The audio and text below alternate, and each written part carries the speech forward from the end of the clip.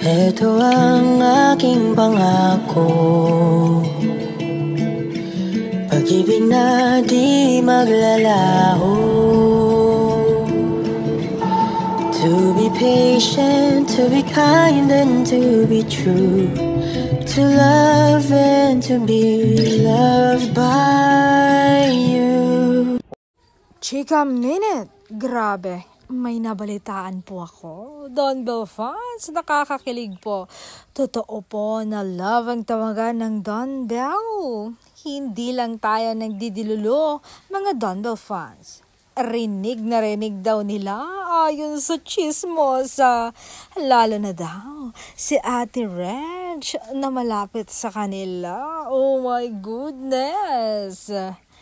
Tila sinasadya na ni Master na iparinig na marelasyon sila para hindi na mag-alala ang mga Don Bell fans.